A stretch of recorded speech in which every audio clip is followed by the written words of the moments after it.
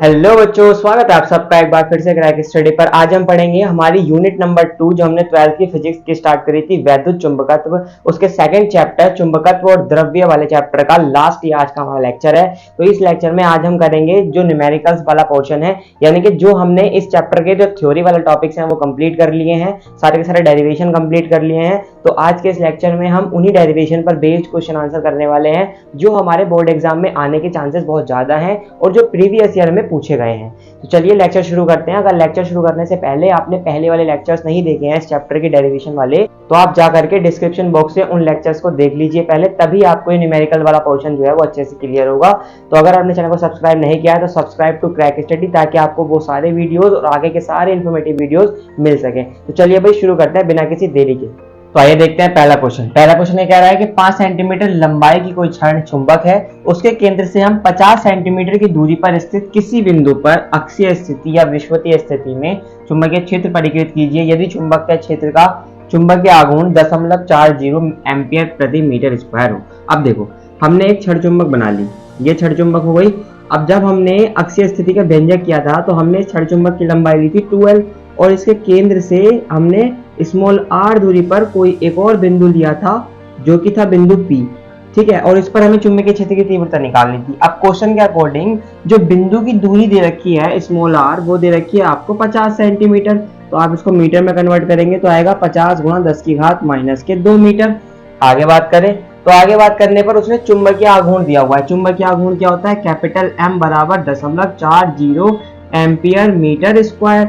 आगे और क्या पूछा है? चुंबकीय क्षेत्र पूछा है, तो B बराबर क्वेश्चन मार्क। और कुछ दिया हुआ है तो क्षण चुंबक की लंबाई दी हुई है, यानी कि 12 का मान दिया हुआ है 5 सेंटीमीटर। इसको भी कन्वर्ट करोगे तो ये आएगा 5 × 10⁻2 मीटर। अब आप ये सोच रहे होंगे कि मैंने L की जगह 12 क्यों लिख दिया। तो 12 लिखने के लिए वजह ये है कि हमने जब ये अक्षीय स्थिति का व्यंजक किया था तब उसमें जो ये क्षण चुंबक थी इसकी लंबाई हमने 12 ली थी, L नहीं ली थी, इसीलिए मैंने यहाँ पर 12 बराबर 5 सेंटीमीटर लिखा है। बशर्ते फर्दर इसका कोई रोल नहीं है वैसे, लेकिन चूंकि दी हुई है इस जगह में कंडीशन तो हमने लिख ली है। अब हमें अक्षीय स्थिति में चुंबकीय क्षेत्र का फॉर्मूला लिखना है। तो चूंकि अक्षीय स्थिति में चुंबकीय क्षेत्र, चूंकि अक्षीय स्थिति में चुंबकीय क्षेत्र B, इसका फॉर्मूला होता है μ0/4π 2m/r⁻3।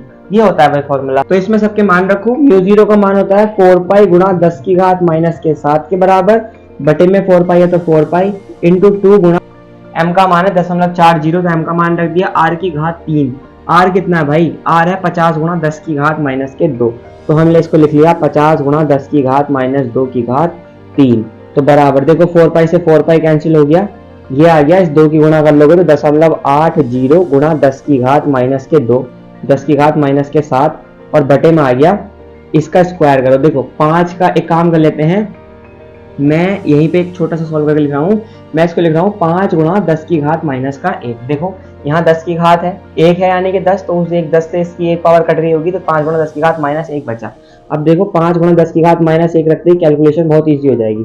तो 5 × 10⁻1 की घात 3 यानी 5 की घात 3। 5 की घात 3 कितना होगा? 5 पंजे 25, 25 पंजे 125 और गुणा 10⁻3। अब ये -3 पहुंचेगा ऊपर पहुंचेगा। अच्छा एक काम और कर लो, देखो दशमलव हटेगा तो नीचे 10 की घात 2 और बढ़ जाएगा, यानी हमारे पास आ गया 80/125 और गुणा 10 की घात -7 और गुणा 10 की घात 1 नीचे से आया होगा, क्योंकि यहाँ 10 की घात -3 है और यहाँ +2 है तो -1 बचेगा, वो -1 ऊपर जाएगा तो +5। देखो ये बचा 80/125, तो इसको डायरेक्ट तो भाग जाएगा नहीं, तो 0.64 गुणा 10 की घात -6 समथिंग में इतना आंसर आएगा। और चूंकि ये चुंबकीय क्षेत्र है इसलिए इसका मात्रक क्या हो जाएगा?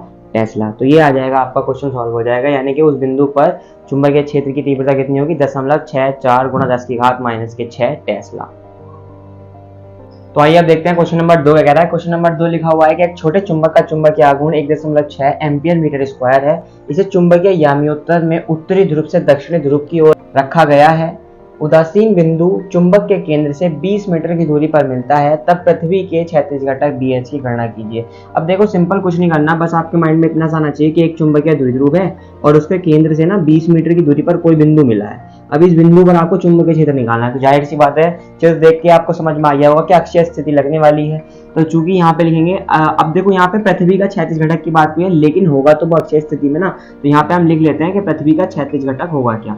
तो पृथ्वी के चुंबकीय क्षेत्र का क्षैतिज घटक, पृथ्वी के चुंबकीय क्षेत्र का क्षैतिज घटक क्या होगा भाई, पृथ्वी के चुंबकीय क्षेत्र का क्षैतिज घटक BH बराबर क्या होता है भाई, अक्षीय स्थिति में चुंबकीय क्षेत्र की तीव्रता वो होती है μ0/4 पाई 2 कैपिटल M/r की घात 3। अब बराबर μ0 का मान होता है 4 पाई गुणा 10 की घात -7 के बराबर बटे में 4 पाई इंटू 2 इंटू M होता है चुंबकीय द्विध्रुव आघूर्ण, कितना दिया हुआ है 1.6, M की जगह 1.6 बटे R होता है बीच की दूरी, दूरी कितनी है 20 मीटर दी हुई है, ठीक है 20 का स्क्वायर, तो 20 की घात 3, 4 पाई से 4 पाई गया, यहाँ से आ गया। अगर हम इसकी गुणा कर लेते हैं, एक काम करो इसका लिख लिया 2 गुणा 1.6 गुणा 10 की घात -7 और बटे में देखो मैं इस 20 को ना ऐसे करके लिख रहा हूँ 2 गुणा 10 और इस पूरे की घात 3।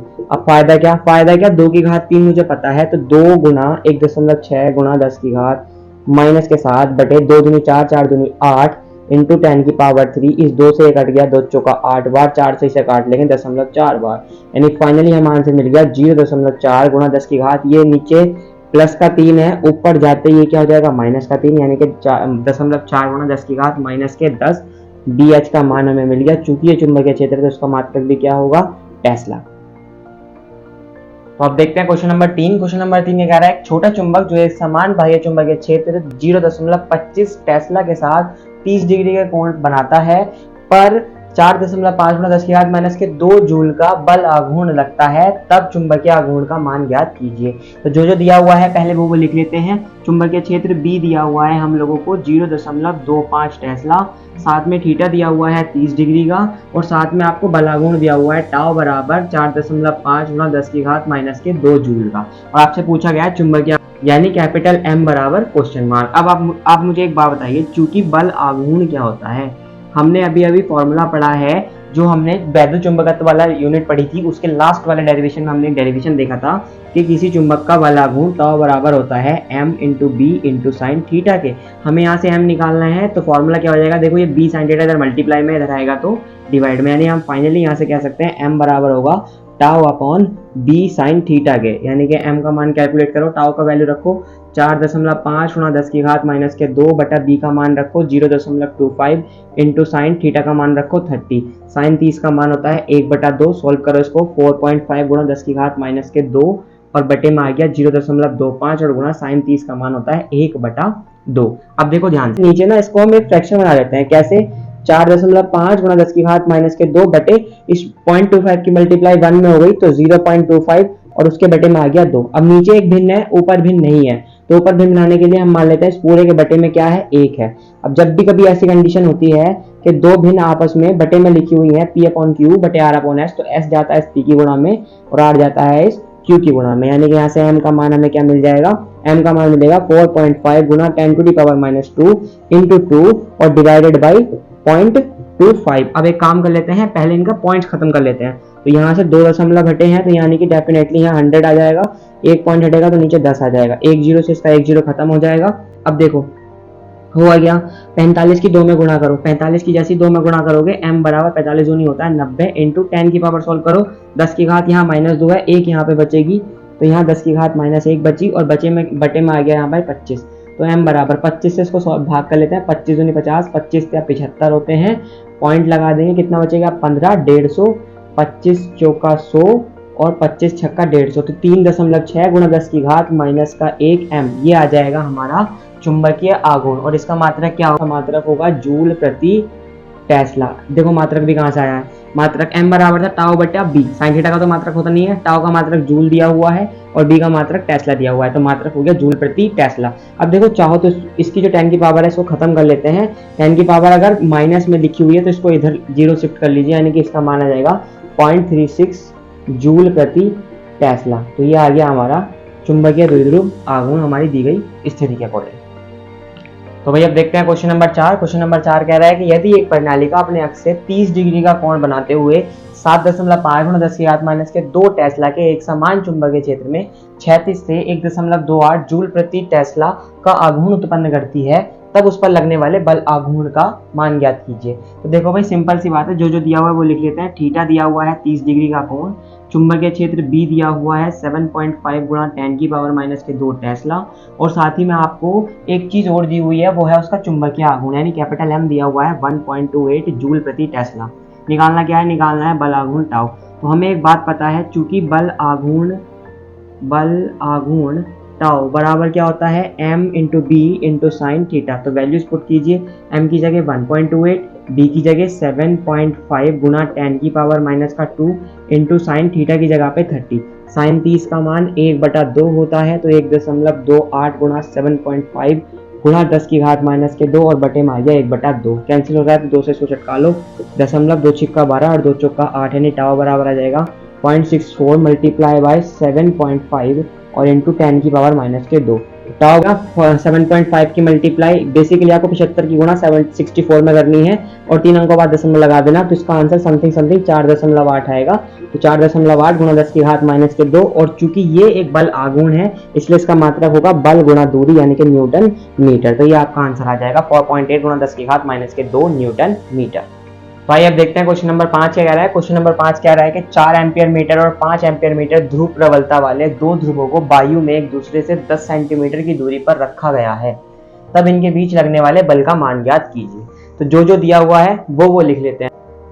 तो सबसे पहले ध्रुव प्रबलता दी है, तो ध्रुव प्रबलता को कहते हैं स्मॉल m। तो स्मॉल m1 दिया हुआ है आपको 4 एम्पियर मीटर, और इसी के साथ स्मॉल m2 भी दिया हुआ है आपको 5 एम्पियर मीटर।